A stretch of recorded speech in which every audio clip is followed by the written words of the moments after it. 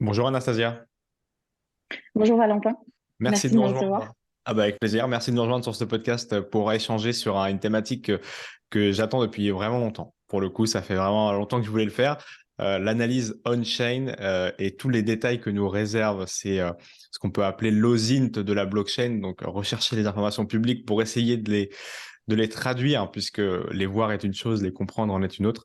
Et c'est votre rôle à Kaiko de nous expliquer bah, toutes ces données. Donc, je suis très content de pouvoir le faire avec toi. On va aborder un petit peu l'année qui vient de se terminer, celle qui vient gentiment de démarrer, avec, pour celle de 2022, les plus grandes thématiques qu'on a pu voir, l'UST, FTX, tout ce que l'analyse on-chain aurait pu nous dire en amont ou pas. Ce qui s'est passé dans la DeFi, il s'est passé beaucoup de choses dans la DeFi. Il y a eu des grands changements, puis il y a eu aussi ce qu'on appelle des attaques économiques, où on a vu des tokens se faire attaquer, ou en partie des protocoles qui ont essayé de se faire attaquer par certaines personnes. Donc, on va essayer de regarder tout ça. Merci encore une fois de nous rejoindre. Ça va être passionnant. Est-ce que tu peux te présenter en quelques mots, s'il te plaît, et nous dire quelques mots sur Kaiko? Oui, bien sûr. Donc moi je suis Anastasia, je travaille sur les données DeFi à Keiko. Et du coup, ça consiste à imaginer toutes les données qu'on peut avoir et qui peuvent être utiles du point de vue marché euh, pour les protocoles DeFi. Ça consiste aussi à déterminer comment on va sourcer ces données du point de vue de Keiko pour faire en sorte qu'elles soient correctes, qu'elles soient complètes, qu'elles couvrent l'ensemble de l'historique de la DeFi et qu'on soit capable de d'offrir à nos clients de manière en live pour répondre à toutes sortes de use cases qu'ils peuvent avoir. Et Kaiko ne fait pas que de la donnée DeFi, loin de là. Donc Kaiko a été fondée en 2014 par Pascal Gauthier, l'actuel PDG de Ledger, et a été repris par Ambre Soubiran en 2017 pour en faire une entreprise qui agrège des données de marché depuis l'ensemble des places, des places de marché qui traitent de la crypto-monnaie. Donc, il s'agit donc de l'ensemble des échanges centralisés dans un premier temps. Puis, on a étendu notre coverage à tout ce qui est DeFi et notamment les échanges décentralisés. Et c'est ce, c'est de ça que je m'occupe moi à Kaiko. Et vous avez levé, Kaiko a levé 53 millions de dollars il y a quelques mois en série B, ce qui fait que certains vous appellent le Bloomberg des crypto-monnaies, le Bloomberg français des crypto-monnaies. Donc après, je sais que Ambre et vous d'ailleurs en général n'aimez pas trop cette analogie, mais en tout cas, voilà, vous agrégez des données. Vous êtes d'ailleurs listé sur Bloomberg et sur d'autres grosses places de marché et d'analyse comme ça pour donner toutes les informations nécessaires à la prise d'information finalement et de décision. C'est ça. Et on n'aime pas cette comparaison pour une raison toute simple, c'est que nous, on apporte en fait l'infrastructure d'accès à la donnée ainsi que la donnée en elle-même. Effectivement, on apporte par-dessus ces données-là que nous construisons une analyse. C'est ce qu'on appelle la recherche chez nous. Mais c'est pas forcément la seule chose qu'on offre. En plus de cela, on se focus davantage sur la donnée en elle-même que sur le terminal avec lequel les consommateurs consomment la donnée et visualisent la donnée, en tout cas pour le moment. Et c'est pour ça que Kaiko est finalement très différent de Bloomberg. Ok, effectivement. Mais donc, ouais, vous êtes listé là-bas à nos côtés, puisque effectivement, Cryptos, depuis quelques mois, est Oui, aussi listé sur Bloomberg pour tout ce qui est actualité. Avant de démarrer dans cette thématique, je voulais qu'on rappelle rapidement ce que c'est l'analyse on-chain. On a l'occasion à Cryptos d'avoir ProfChain qui, justement, fait toutes les semaines Bella a une actualité sur ce qu'il a repéré d'intéressant comme données, euh, justement, notamment grâce à vos analyses à vous et à ce que vous fournissez sur Kaiko et d'autres analystes. Est-ce que tu peux nous rappeler en quoi consiste l'analyse on-chain, s'il te plaît? donc l'analyse on-chain est dite on-chain puisqu'elle concerne directement les données qui viennent de la blockchain. Et la blockchain elle-même offre un accès assez exceptionnel à la donnée parce que nativement, c'est une des promesses de la blockchain en elle-même. Enfin, la blockchain, c'est un ensemble de blocs qui ont qui ont un ensemble de données dedans. Et parmi ces données, on a des transactions. Et les transactions peuvent concerner plusieurs choses. Donc, ça peut être des transferts de tokens d'une adresse à une autre, donc d'une personne à une autre, ou ça peut être l'utilisation d'applications qui vivent sur la blockchain par des personnes qui, justement, savent utiliser l'application directement depuis la blockchain. Et pourquoi on parle d'analyse on-chain? Parce qu'en fait, l'analyse on-chain consiste à donner du sens à enfin, l'ensemble de toutes les données qui sont accessibles depuis la blockchain et écrire en quelque sorte des histoires sur la base de ces données-là. Parce qu'en fait, il y a tellement d'applications qui existent sur la blockchain, que ce soit des applications de la DeFi ou d'autres applications. On peut faire tellement de choses aujourd'hui sur la blockchain qu'il est absolument nécessaire de faire un effort, de non seulement donner du sens à ces données, mais aussi de les extraire et de les rendre utilisables par n'importe qui, que ce soit des personnes juste curieuses qui font de la recherche associée à la blockchain ou même des institutionnels qui veulent participer à cette nouvelle économie, mais qui veulent par exemple d'abord mesurer les risques que celle-ci a pour le moment. Et effectivement, la différence par rapport à la finance traditionnelle, c'est qu'on n'a pas besoin d'attendre des audits extérieurs sur lesquels il faut faire confiance ou sur lesquels justement il faut attendre qu'ils soient faits par les Big Four. N'importe qui peut, encore une fois, c'est la donnée brute, donc c'est pour ça que vous êtes là, mais n'importe qui pourrait aller explorer les plus grosses et les plus importantes informations sur la blockchain directement, que ce soit Bitcoin, Ethereum et toutes les publiques en fait. Bah, pas exactement, justement, parce que il y a quand même un problème avec l'accès aux données on-chain, c'est que celles-ci sont totalement brutes et non contextualisées. Ce qui veut dire que si quelqu'un a envie d'avoir accès à une version plus lisible euh, de tout ce qu'il a fait ou tout ce que les plus gros investisseurs d'un certain token font directement on-chain, bah, il aura besoin d'une solution adaptée qui lui donne cette visibilité ou cette donnée un peu pré-mâchée. Et c'est d'ailleurs ce qu'on fait à Kaiko. Donc, on s'occupe de mettre en place l'infrastructure pour collecter ces données directement sur la blockchain. Et une fois qu'on les a toutes, donc historiquement parlant et en live, ce qu'on fait, c'est qu'on leur donne du sens avec ce qu'on appelle des indexeurs.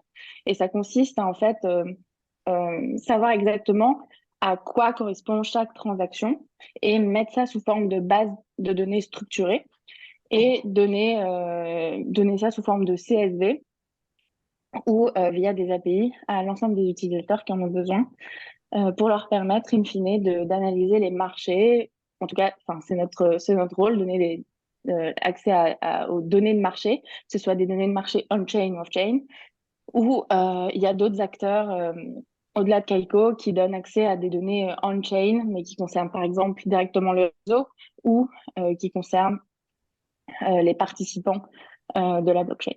Ok, parce qu'effectivement, les informations importantes et intéressantes que chacun pourrait comprendre aujourd'hui, ça serait peut-être le nombre de Bitcoin qui bougent chaque jour, chaque heure, chaque minute, combien d'adresses ont été actives, qui possède quoi, est-ce que les gros portefeuilles bougent, en quelle direction, est-ce que c'est vers les plateformes centralisées pour les vendre ou est-ce que c'est vers les plateformes comme Ledger ou les wallets privés pour justement suite à l'affaire FTX, on le verra, protéger ses cryptos et donc ne pas avoir vocation à les vendre. Enfin, toutes ces informations sont importantes et justement visibles et vous les décryptez. Kaiko, entreprise française, hein. Oui, entreprise française. On rappelle effectivement pour On est l'importance. présent, on est présent un peu partout, notamment à Londres, New York et Singapour, mais la plupart d'entre nous sommes en France et l'entreprise a été fondée en France. Ouais, important pour la souveraineté des données. On comprendra au fur et à mesure du podcast l'importance d'avoir une entreprise française qui comprend ces enjeux. Si on avance un petit peu justement sur la finance décentralisée qui est au cœur de l'intérêt du public et des intérêts pour les blockchains depuis l'été de la DeFi, donc 2020 on va dire, avec des usages qui ont progressé, au cœur aussi de l'actualité réglementaire, on va essayer de comprendre un petit peu dans les détails aussi pourquoi, mais au cœur de l'actualité économique, puisque il y a quelques semaines maintenant, il y a eu une activité un peu intéressante que la sphère crypto a regardée d'un point de vue très technique, une attaque économique d'un agent extérieur. Je ne vais pas trop spoiler parce que de toute façon, tu vas nous l'expliquer parce que je pense qu'il y a eu beaucoup de détails que même moi, j'ai pas dû avoir ou je suis passé à côté. Puisque quelqu'un d'extérieur, un hacker a essayé de aller attaquer les protocoles Curve et AAV pour créer un problème de liquidation sur ces deux protocoles qui sont les deux plus gros de la finance décentralisée, ou en tout cas deux gros majoritaires. AAV que vous connaissez, on reçoit beaucoup Mark Zeller ici, qui est un protocole d'achat, enfin de dépôt et de rendement sur Ethereum notamment et sur d'autres blockchains, et Curve, qui permettent de faire des swaps entre les tokens. Qu'est-ce qui s'est passé, Anastasia, s'il te plaît, il y a quelques semaines, et je sais que ça a agité beaucoup de gens, notamment Julien Bouteloup, qui était très présent dans cette attaque en tant qu'agent. Alors, je ne vais pas m'attarder, en tout cas dans un premier temps, je ne vais pas m'attarder sur les intentions du hacker ou moi je l'appelle un manipulateur, parce que c'est plus un manipulateur de marché hacker. Mais je vais m'attarder sur les faits, sur ce que moi j'ai observé en regardant ce qu'il a fait directement sur AV en utilisant les données de Kaiko, et du coup sur l'histoire un peu économique, donc de A à Z ce qu'il a fait et quelles ont été les conséquences à la fois pour AV et le token hacker. Donc son intention première était toute simple, c'était de faire une opération de vente à découvert, donc ce qu'on appelle un short, en utilisant AV pour faire du levier, mais sur le token CRV, qui est disponible au dépôt et à l'emprunt sur la plateforme AV. Donc très simplement, ce qu'il a fait, c'est qu'au total, il a réussi à déposer 63 millions d'USDC sur la plateforme AV, et son dépôt lui a permis, en contrepartie, d'emprunter un montant colossal de CRV qui était de 43 millions de dollars. Donc déjà, ça fait beaucoup d'emprunts de CRV par rapport à son collatéral qui était en USDC. Et ça, on pourra y revenir plus tard. C'est un des problèmes qui a été mis en avant suite à cette attaque. C'est que le manipulateur, en fait, avait la capacité d'emprunter une somme colossale par rapport à son collatéral. Certes, ça reste un prêt over-collatéralisé, c'est-à-dire qu'il apporte plus de collatéral qu'il n'emprunte de tokens en valeur, mais ça reste quand même colossal compte tenu du risque et de la faible liquidité de CRV qui existait à ce moment-là sur les échanges. On va voir pourquoi c'était important. Ouais. Du coup, on a ses dépôts et ses emprunts. Donc, on a une position assez basique sur AB. Et en fait, en quoi cette opération, en fait, était le début d'une opération de vente à découvert, c'est que cette personne, donc il s'appelle Avraham Einzenberg, on va l'appeler Avi pour faire plus simple. Cette personne a récupéré ce qu'il a emprunté, donc les 43 millions de CRV, et voulu faire baisser le prix du CRV en revendant ces CRV sur la plateforme d'échange centralisée OKEx. Ce qu'il a réussi à faire, parce que finalement, le prix du CRV est passé de 0,6 dollars à 0,4. Donc, théoriquement, il aurait pu du coup racheter ensuite des CRV à un prix beaucoup plus bas, puis rembourser son prêt et finalement faire du profit sur la base de cette opération, très simplement. Toutefois, les choses ne se sont pas passées comme prévu, parce qu'au moment même où l'équipe de Curve a identifié cette attaque sur son token de gouvernance, donc le CRV, Curve riposte et il publie le white paper du stablecoin de Curve, le CRV USD. Et suite à cette publication qui était tant attendue, le prix du CRV, enfin la baisse du prix du CRV s'arrête et le prix du CRV commence à augmenter à nouveau. Sauf qu'il augmente beaucoup plus fortement que la baisse provoquée par Avi au tout début. Donc le token, il atteint les 0,7 dollars, ce qui fait qu'in fine, la dette de Avi pèse beaucoup plus lourd qu'avant, au point où il atteint ce qu'on appelle son ratio de liquidation, donc limite de dette en valeur qu'il peut avoir par rapport au collatéral qu'il a. Et in fine, du coup, il se fait liquider. Sauf que c'est évidemment. Donc Correct. ça c'est le grand risque. Voilà, rect. Ça c'est le grand risque de tout utilisateur d'une plateforme de lending. Il faut faire extrêmement attention sur ce qu'on a en collatéral et ce qu'on a emprunté parce que si la valeur de notre collatéral baisse ou si la valeur de notre dette augmente, alors il y a un risque de liquidation si notre health factor n'est plus suffisamment élevé. Ok, donc Sauf là, que, si je fais un petit oui, point pour bien comprendre, effectivement, il y a ouais, un gars qui a pris une position pour... parce qu'en fait, ce qu'il voulait faire aussi, c'était, si j'ai bien une petite info intéressante quand même, c'était de faire tomber une autre personne qui faisait une opération un peu similaire de l'autre côté, qui avait un autre collatéral, qui avait d'autres ratios de liquidation en face. Il voulait faire tomber cette personne-là, si j'ai bien compris, en fait. C'était un méchant, hein, si on veut faire simple. Donc, ce méchant-là, qui d'ailleurs maintenant à quelques autorités derrière lui, on pourra en dire un mot après, sur cette base de manipulation de marché. Mais donc, il y a un gars qui a fait en fait un trade. Si jamais ça allait dans le bon sens, il gagnait beaucoup d'argent. Si ça repartait dans l'autre, il perdait beaucoup, si ce n'est tout. Et en fait, effectivement, par la mobilisation des équipes de Curve et de toute la communauté, eh bien, ça s'est retourné contre lui et c'est reparti à la hausse et ça allait taper son prix où c'était à lui de donner l'argent, quoi. c'est ça. Ok. On peut revenir sur deux éléments. Sur le, est-ce que c'est méchant par rapport à quelqu'un de gentil qui avait une autre position, qui s'est potentiellement fait attaquer par la position de AV. Ouais. Cet autre gentil, c'était le co-founder de Curve, qui lui avait déposé plus de 48 millions de dollars de CRV sur la plateforme. Du coup, on peut supposer que la stratégie de AV était non seulement de se faire du profit sur la base d'un levier réalisé grâce à AV qui visait le token CRV, mais elle visait aussi le fondateur de Curve qui avait une supply assez énorme sur le protocole AV de ce token et dont ce qu'on appelle le prix de liquidation était fixé à 0,25.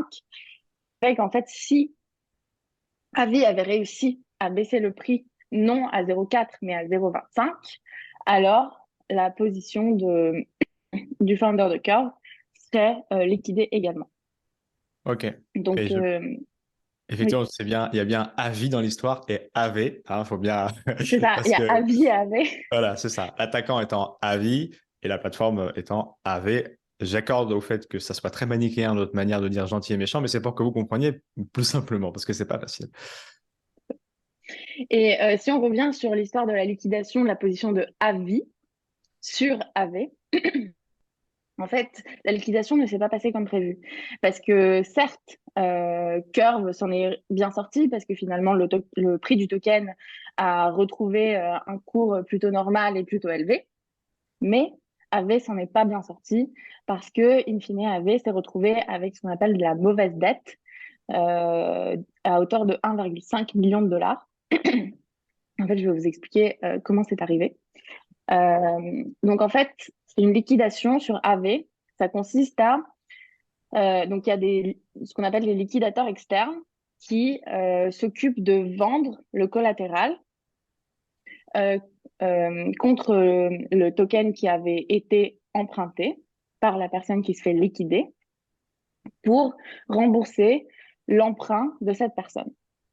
Sauf que, donc là, il s'agit du coup d'une vente d'USDC ouais, contre du token CRV pour rembourser les CRV empruntés. Sauf que le problème, c'était que en même temps, sur les DEX, sur Ethereum, il n'y avait pas suffisamment de CRV pour rembourser la position de Avi sur AV. Et du coup, ce qui s'est passé, c'est qu'il y avait un déséquilibre entre le CRV qui avait été remboursé et l'USDC qui avait été mise en collatéral et qui avait été dans les mains des liquidateurs. Et du coup, cette déséquilibre a fait qu'in fine, avait se retrouvé avec une dette qui ne sera jamais remboursée et qui équivalait à 1,5 million de dollars. Et c'est ce qu'on appelle la mauvaise dette ou la bad debt.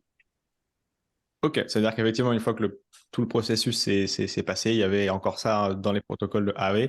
Étant donné Et étant donné que c'est transparent et que c'est toute la force justement de ce que vous faites avec Kaiko, ça s'est très vite su, là où FTX, on a mis des années à s'en rendre compte, ou des mois. Et donc, qu'est-ce que ça veut dire pour AV? C'est-à-dire qu'ils sont plus utilisables aujourd'hui, ou est-ce qu'ils ont trouvé une solution pour que cette dette soit quand même remboursée? Alors, enfin, à ma connaissance, ils n'ont pas trouvé de solution pour que ce soit remboursé. Donc, sachant que c'est une dette non remboursable, la personne ne va jamais rembourser. Et AV n'a pas, enfin, les liquidateurs d'AV n'ont pas réussi à entièrement liquider la position et donc rembourser les CRV de la position de AV. Toutefois, ils ont pris des mesures préventives sur d'autres tokens au moment où cette attaque a été conclue pour éviter que d'autres pools de liquidités, donc d'autres tokens sur la plateforme se retrouvent avec le même problème et qu'il y ait des personnes qui veuillent reproduire la stratégie de Avi et attaquer encore plus le protocole. Donc, ils ont protégé le protocole, ça s'est passé via un vote. Et ce qu'ils ont fait, c'est qu'ils ont, dans un premier temps, mis en pause certains tokens, que ce soit au dépôt ou à l'emprunt. Puis, ils ont juste déposé, mettre en pause l'emprunt pour certains tokens, qui est une mesure un peu plus light, mais au moins, ça permet d'éviter que certaines personnes puissent emprunter beaucoup de certains tokens et puissent dump le prix de ces tokens ensuite sur les plateformes centralisées pour essayer de shorter et que ça se finisse comme l'histoire de cœur. D'accord, ok. Et je crois que pour le coup, j'avais passé ça sur Twitter. Ils sont en train de voir pour la rembourser de mémoire, ou ils l'ont peut-être déjà fait Ah, avec ok, super. que ça soit le Le programme safety de module? sécurité, ouais, voilà, la sécurité module, merci, ou tous les frais qu'ils ont pu accumuler sans toucher à Mm. ça. Il me semble que c'était surtout cette option-là, c'est-à-dire ne pas aller taper dans la sécurité module, qui demande de vote de gouvernance et la participation de tous les gens qui ont mis en collatéral, enfin qui ont placé les AAV pour sécuriser le Oui. protocole, moi qui voulais le faire directement avec leurs fonds, les fonds du protocole AAV en lui-même. Mais effectivement, histoire passionnante parce que à ce moment-là, je pense qu'à Kaiko, vous aviez les yeux rivés sur les données, puisqu'il y avait énormément de volume qui se passait. On ne savait pas qui allait remporter cette attaque et on ne savait pas si les protocoles allaient survivre à cette attaque, parce que ça aurait pu être la fin d'une partie de la DeFi. C'est ça. Nous, on regardait spécifiquement ce qui se passait sur AV parce qu'on a vu des tweets et c'était le moment où on a finalisé la création de nos données sur AV parce que on propose aussi des données sur AV et du coup, ça tombait super bien. Et finalement, on a juste eu à suivre, donc à trouver l'adresse de AVI et suivre ce qu'il faisait. Et en un graphe, donc en une requête, on avait devant nos yeux sa stratégie. Du coup, c'était assez incroyable. Et en plus, on a croisé ça avec ce qui se passait sur OKEx en termes de vente de CRV et sur d'autres plateformes centralisées. Et on a vu en fait qu'il y avait une certaine cohérence d'ensemble par rapport à l'attaque qui était décrite sur Twitter. Il y avait une cohérence entre l'attaque sur Twitter et les données réelles des marchés crypto. Ouais. Et il n'y a pas de suspension de marché dans la crypto. Et encore une fois, c'est en direct que Ça. ça se passe. Et il n'y a pas à attendre des années pour le comprendre et le savoir, contrairement aux plateformes centralisées. Et la DeFi a résisté à cette attaque et essayer, effectivement, tu le disais, de changer un peu les règles ou de les adapter sous couvert et sous réserve de la gouvernance des projets qui ont voté dans ce sens-là pour ne pas que ça se reproduise, en fait. Mm. Parce Et qu'effectivement, quelque chose une question que je voulais justement te poser et peut-être t'inviter tu inverses les à, rôles.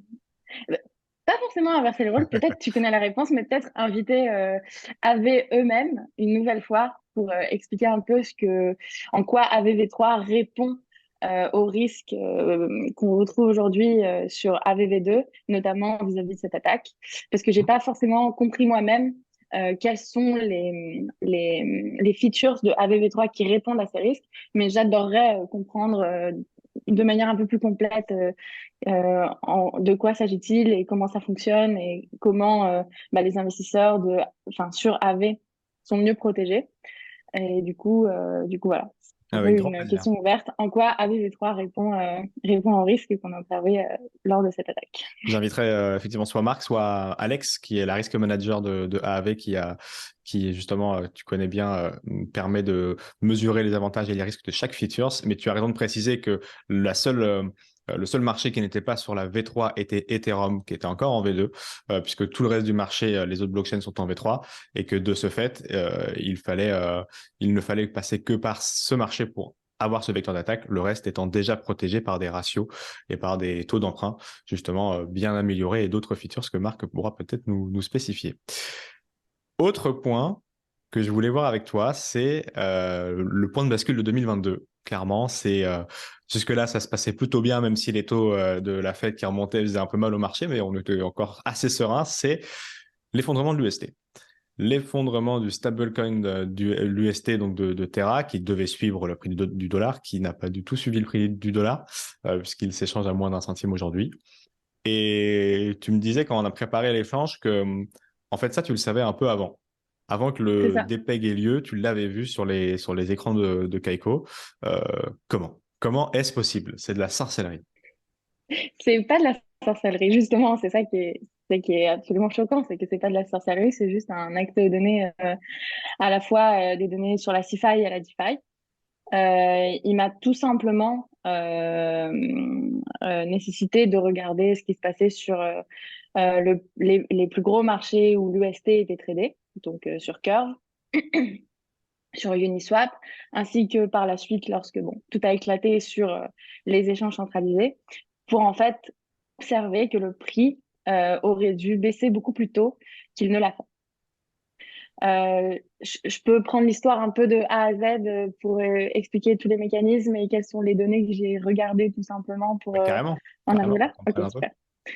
Du coup, au tout début, enfin, regardez, ce qui a attisé ma curiosité, c'est que Terraform Labs a annoncé qu'ils allaient bouger une partie de la liquidité du ST qui était présente dans le liquide pour l'UST sur Curve à une autre liquidity pool. Donc, ils ont bougé 150 millions de dollars, si je ne me trompe pas, de la pool CRV 3, pardon, UST 3 CRV à une autre pool. Ce qui fait qu'en fait, euh, la, la quantité d'UST dans la pool UST 3 CRV a baissé. Et donc, naturellement, le prix de l'UST par rapport au 3 CRV, qui vaut lui aussi 1, a augmenté. Est-ce que tu Très peux juste légèrement, mais nous rappeler ce a que c'est une augmenté. pool, Oui, s'il te plaît? ouais, ouais, bien sûr. Donc, déjà, la pool UST 3 CRV, c'est une métapool. Ça veut dire que il est possible pour les utilisateurs, donc ceux qui veulent trader de l'UST sur cette pool, de trader de l'UST contre un des 3 tokens de la pool 3 CRV. Et les 3 tokens qui sont contenus dans la pool 3 CRV, c'est l'USDT, l'USDC et le DAI. Ce qui fait que finalement, le 3 CRV, c'est aussi un stablecoin, parce qu'en fait, ce qu'il contient, parce que le 3 CRV, c'est aussi un token, qui représente une pool, mais ça reste un token. Ce qu'il contient, c'est les 3 tokens en question et c'est des stablecoins. Donc finalement, le prix du UST 3 CRV, ça devrait être 1. Sauf qu'il y a eu un léger décalage compte tenu de la masse d'argent en UST qui est sortie de cette liquidity pool. Donc, ça veut dire Du que coup, cette oui, piscine de liquidité, effectivement, contient les tokens que tu viens d'exprimer, qui doivent tous être à 1 dollar. Et cette piscine de liquidité permet d'échanger entre ces 4 tokens pour faire des usages différents, le USDT contre de l'UST, étant donné que tout est censé valoir la même chose. C'est ça? c'est ça. Ok. Et finalement, donc ça, on pouvait le juste en regardant les mints et les burns. Donc, les mints, c'est des ajouts de liquidité sur le liquidity pool d'un échange décentralisé. Et les burns, c'est les retraits. Et en fait, Terraform Labs a juste fait un burn de liquidité. Et du coup, on le voyait qu'il y avait un énorme burn de liquidité sur une liquidity pool qui concernait l'UST. Et ça correspondait exactement à ce que Terraform Labs avait tweeté. Tout est extrêmement cohérent entre Twitter et la réalité, encore une fois. Et même si on n'avait pas Twitter, on aurait pu l'identifier, ne serait-ce qu'en regardant, en monitorant les plus grosses opérations qui ont lieu sur les liquidity pools qui ont le plus de liquidité pour un certain token. Ça aurait été très facile d'identifier ça sans même avoir accès à l'information dite publique de la part de Terraform Labs. On était à quel moment dans l'histoire de l'attaque à ce moment-là? On était au tout début, parce qu'en fait, il n'y a eu aucun mouvement de prix suite à ce mouvement de capitaux énorme de la part de Terraform Labs. Donc le prix était à peu près encore à 1. Il n'y avait pas encore d'incertitude ou de panique sur les marchés. Donc on était bien avant, je crois que c'était le 7 mai 2022. Ok. Et justement, lorsque le prix a commencé à bouger un peu, c'était lorsque en fait des personnes ont remarqué que le prix de l'UST était un tout petit peu avantageux. Ils en ont profité pour vendre massivement, et par massivement, j'entends 85 millions d'UST sur les plateformes décentralisées, donc pour vendre massivement de l'UST et profiter de ces prix avantageux. Mais il y en a pas qu'un qui a vendu, il y en a beaucoup. Euh, et ce sur, du coup, c'était sur une journée ou même 2 jours. Le 7 et le 8 mai, il y a eu des ventes massives d'UST sur les liquidity pools de Curve et de Uniswap, mais notamment de Curve, au point où on arrive à une situation où dans la liquidity pool de Curve, il ne reste quasiment plus que du UST parce que tout le monde donnait son UST pour récupérer d'autres stablecoins qui étaient contenus dans le token et dans la pool 3CRV. Ok. Et ça, naturellement, naturellement, Mathématiquement, ouais. selon, ouais, voilà, mathématiquement, économiquement, ça a donné lieu à une première mais légère baisse du prix de l'UST en dessous de 1. Et c'est ça que j'ai trouvé un peu étrange, mais qui peut s'expliquer de manière assez logique malgré tout. C'est que en regardant tous les trades un par un, on voit qu'il y en a beaucoup et en fait, mathématiquement, ça aurait dû donner lieu à une énorme baisse du prix de l'UST. C'est la loi de l'offre et de la demande. Toutefois, Curve protège en fait des mouvements de prix assez importants sur les stablecoins qui sont disponibles sur Curve de par l'AMM de Curve lui-même. Donc l'AMM, c'est un peu la microstructure qui est derrière Curve et donc c'est la logique mathématique qui détermine le prix sur Curve. Et en fait, ça protège de ce qu'on appelle le slippage, qui est le pourcentage de mouvement de prix suite à un trade d'une certaine taille. Et comme Curve protège, ce qui est super cool parce que en vrai, ça arrive souvent qu'il y ait des réserves d'un token beaucoup plus élevé par rapport au reste des tokens. Comme Curve protège, ben, en fait, il n'y avait pas d'informations sur le prix. Donc, le prix ne reflétait pas le marché. C'était juste les réserves de tokens dans les liquidity pools qui reflétaient le marché. Et à Kaiko, on avait accès à tout, en fait.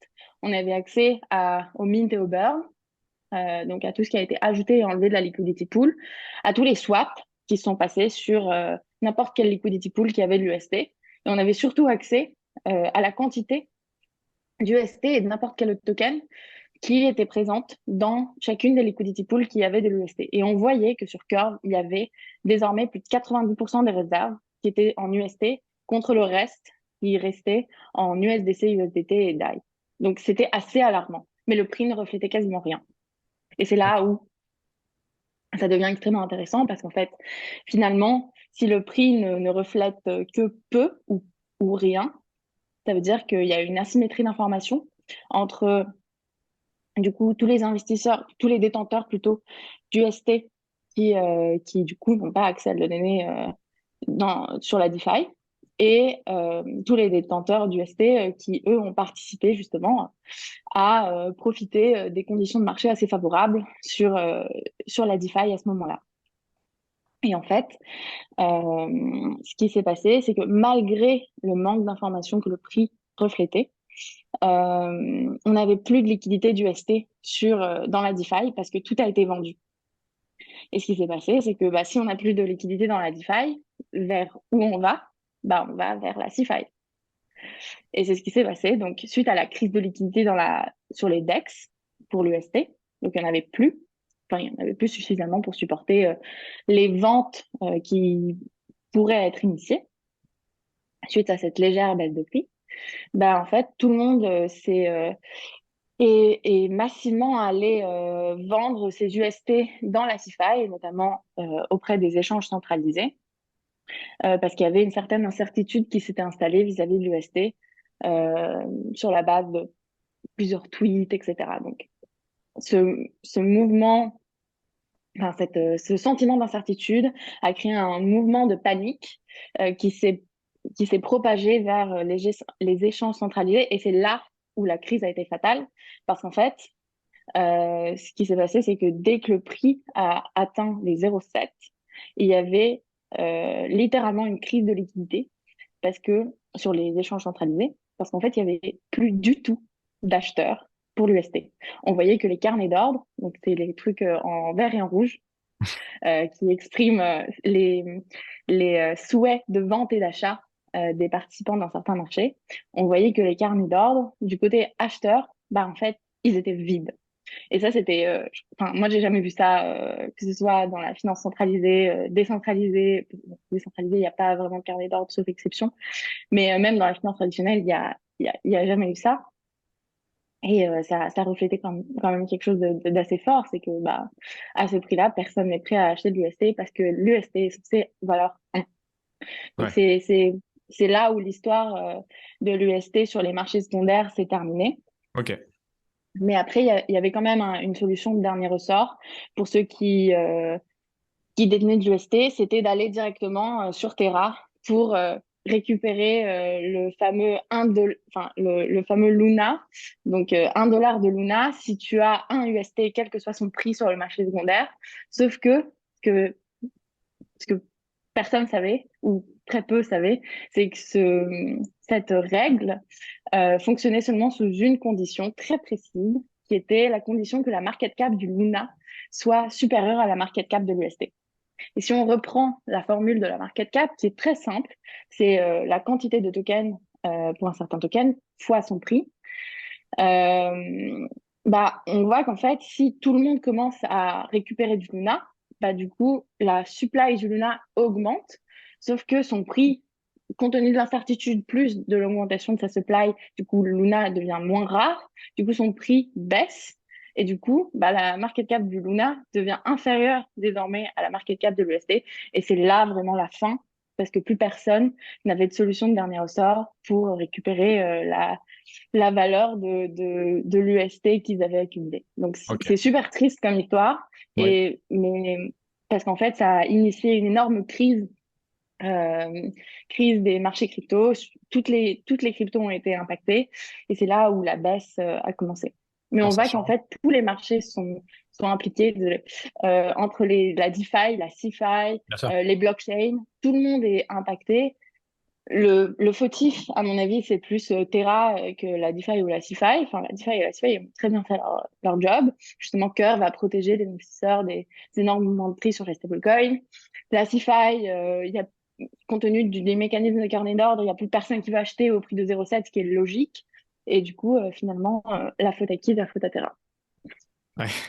Effectivement, la faute, en tout cas, au stablecoin algorithmique, puisque c'était un protocole, enfin, ça n'a jamais marché, les stablecoins algorithmiques, contrairement aux stablecoins centralisés ou même décentralisés comme le DAI ou l'USDC dont on parlait tout à l'heure. Le mécanisme de stabilité des stablecoins algorithmiques ont toujours eu du mal à prouver leur efficience. Et là, on l'a appris dans la douleur, puisque, pour remettre un peu de contexte, avant d'aborder la dernière partie de cet échange, c'était un stablecoin avec beaucoup d'engagement grâce à l'opportunité des rendements offerts autour de 20% sur le protocole encore de l'écosystème Terra. C'est pour ça qu'il y avait autant de gens qui étaient dessus, même des institutionnels qui s'étaient fait draguer par cette offre-là et la certitude que ça fonctionnerait toujours. Eh bien non, et effectivement, il y a eu des dizaines de milliards qui sont partis en fumée suite à cet échec de stablecoin algorithmique. Je te voyais quand même froncer un peu les sourcils quand je disais que c'était l'échec d'un stablecoin algorithmique. Tu n'es Oui, pas d'accord avec ça? je suis pas d'accord avec ça. Si je me trompe pas, le DAI est un stablecoin algorithmique et n'a jamais fait sa valeur trop fluctuer par rapport à 1. Et, et enfin, j'espère que les nouveaux stablecoins algorithmiques qui seront proposés, notamment par Aave, si je ne me trompe pas, le Go, Gho, sera un stablecoin algorithmique. Peut-être je me trompe, Je suis pas mais sûr je que ce pense que soit. si. C'est une question effectivement de terminologie, mais je pense que c'est des stablecoins over-collatéralisés qui ont des volts qui, une fois que ça dépasse, ça va en dessous, ils sont liquidés pour 99% de leur fonctionnement. L'algorithmique, c'est vraiment justement aller chercher l'efficience de la liquidité pour se prémunir d'immobiliser autant de capital pour en avoir que 75% à la fin. Donc ça, il y avait ça, comme, à mon sens, comme donnée interne en plus qui a échoué. Euh, Moi, je mets les deux dans le même panier, Ok. dans le panier algorithmique. Mais effectivement, il y a une différence entre le Go et le DAI, enfin les mécanismes sous-jacents au Go et au DAI, et les mécanismes sous-jacents à l'UST qui, de manière inhérente, étaient plutôt risqués. Pour ceux qui arrivaient à comprendre quand même les mécanismes sous-jacents à ce stablecoin. Ouais. Mais oui, on peut dire que ça sera difficile d'installer un nouveau stablecoin algorithmique dans le futur suite à cette histoire. Ouais, et puis surtout maintenant que la réglementation est aussi rentrée en jeu, notamment côté États-Unis, pour faire en sorte que ça n'arrive plus. Je voulais échanger du coup avec toi sur une dernière partie de cet échange sur peut-être les 5 données, les 5 informations que tu as retenues sur l'année 2022. Qu'est-ce que tu aurais retenu sur ces 12 derniers mois en termes de données on-chain ou même de marché au global? Il y aura probablement l'affaire FTX à l'intérieur et quelques données, je ne sais pas, tu nous diras. Je ne les connais pas à l'avance, mais en tout cas, ouais, qu'est-ce que tu as gardé là, les cinq infos que tu as gardées?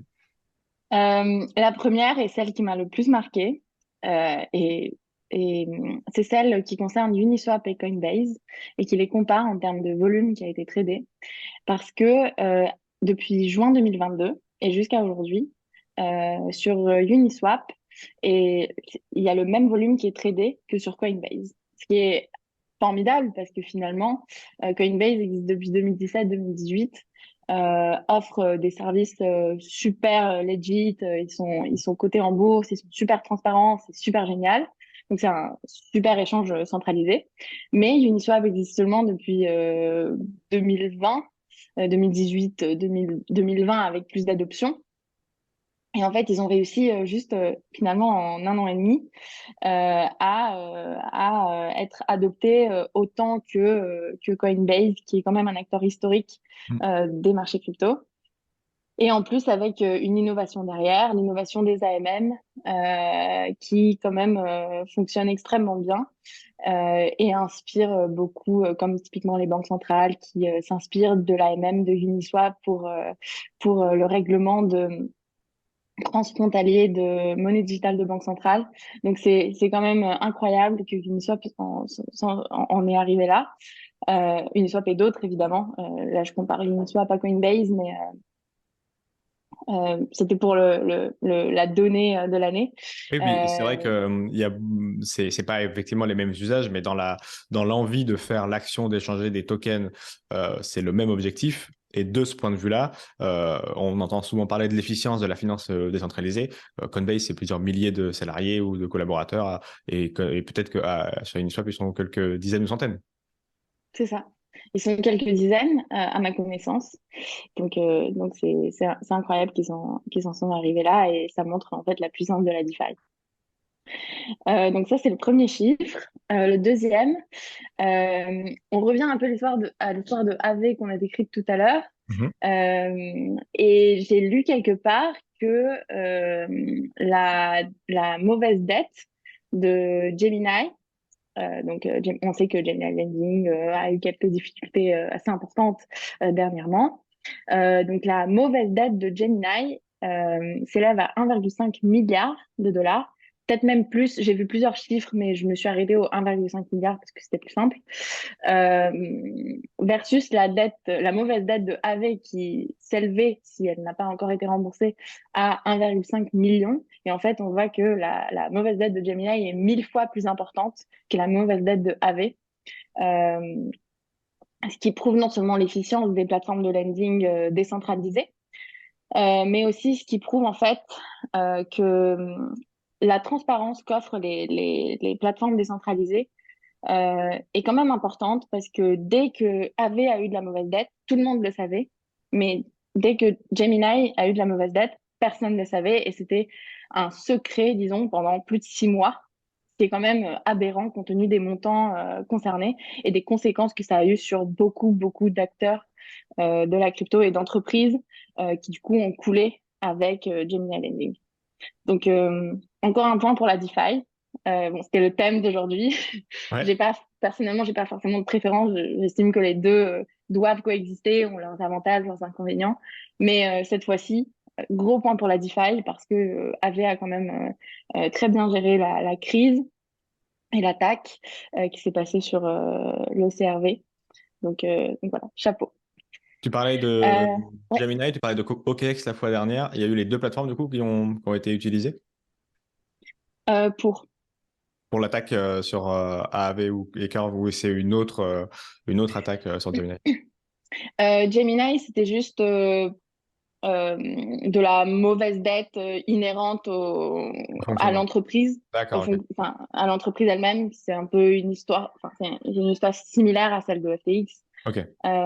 Tandis que enfin, AV, certes, était en lien, enfin, l'attaque sur AV incluait non Gemini, mais OKEx, qui est un échange décentralisé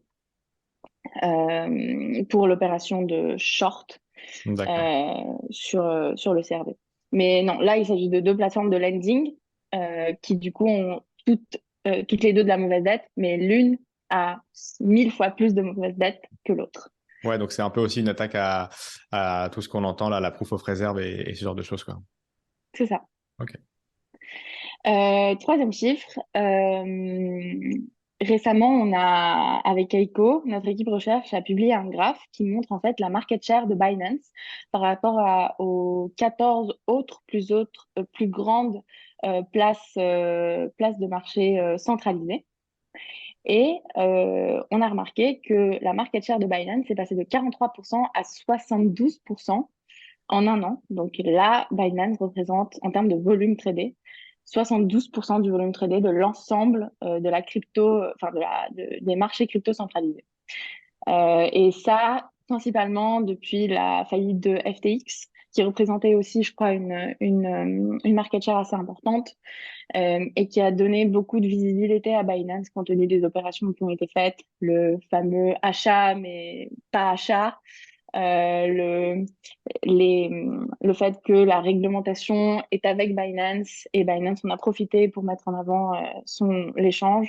Donc, il y a plein de raisons pour lesquelles Binance finalement s'en sort extrêmement bien face à, face à toutes ces crises qui ont touché la crypto, atteignant 72% de la market share totale en termes de volume.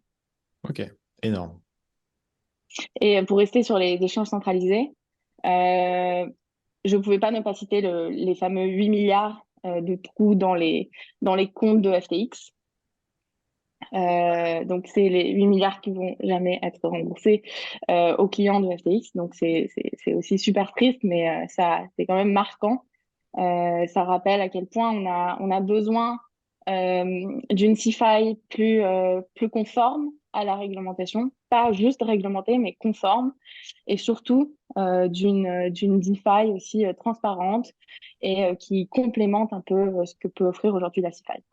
Parce que notamment sur ces journées-là, autour du 11 novembre, même quelques jours avant, et même pendant l'attaque de l'UST, à Kaiko, c'est quoi? C'est ordre de guerre et vous êtes derrière les écrans et peut-être, parce qu'on connaît du coup, maintenant on comprend ce que je disais au début du podcast, la force de la primeur de l'information.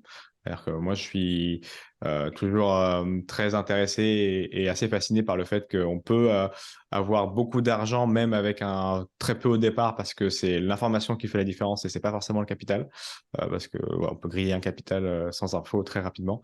Donc est-ce que vous appelez des gens, est-ce qu'il y a une offre où vous appelez les gens qui sont concernés assez rapidement, ou est-ce que c'est à eux d'aller sur les ordi et de comprendre ce que vous mettez dedans?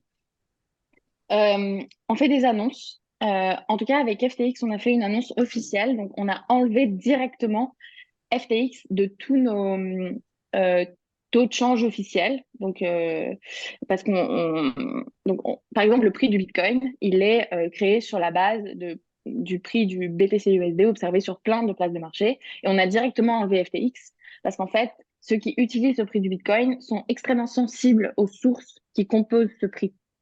Mhm. Parce que c'est un prix qui est réglementé. Donc, Kaiko offre des prix qui sont suffisamment forts pour être utilisés par des investisseurs institutionnels qui, eux, sont réglementés à leur tour.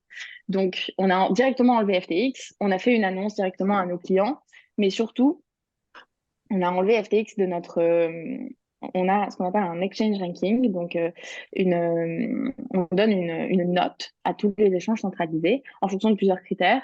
Et on a revu notre ranking suite à l'affaire FTX.